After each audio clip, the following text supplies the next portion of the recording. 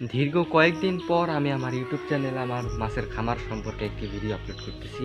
অনেকদিন যাবত ধরে ভিডিও আপলোড করি না, তাই ভাবলাম আজকে আপনাদের জন্য আমার গাপ্পির খামার সম্পর্কে কিছু বিস্তারিত ধারণা দেই। কীভাবে কী পালন করি সে সম্পর্কে একটি বিস্তারিত ধারণা দেওয়ার চেষ্টা করি। তো এটা হচ্ছে আমার গাপ্পির সেট আপ। এই প্রথম থেকে শুরু করি। এই কন্টেনারে আমি যে সব মাছ রাখি সেই সব মাছ আজকালকের ভিতরে পোনা দিয়ে দিবে। আর এখানে যেগুলো রাখি সবগুলি ব্রিডিং করার জন্য, মানে ওই ট্যাঙ্কে সব মাছ থাকে, ওই ট্যাঙ্ক থেকে এখানে আইনে সব ব্রিডিং করার জন্য, মানে এখানে মানে বলতে গেলে বাচ্চা উৎপাদন করা হয়। আবার এখানে রেখে এখানে বাচ্চা সব রাখি, যেটার মধ্যে সব লোটেড বলতে গেলে সবই প্রায়, কিছু লোটেড ছাড়াও আছে।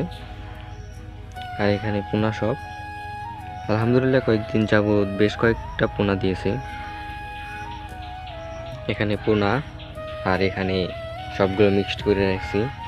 এখানে মিক্সড গাপ্পি আছে, 24K আছে এবং মিক্সড ছাড়াও গাপ্পি আছে, হোয়াইট মলি আছে।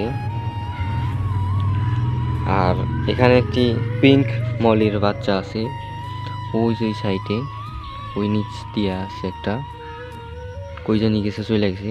এই তো উপরে এই যে এটাই একটা দিছে, অনেকদিন আগে দিছে, আবার লোড হয়েছে। ওটা দেখা যাচ্ছে কিনা জানি না, পোলা দেখা যাচ্ছে মেয়া ওই জায়গায়।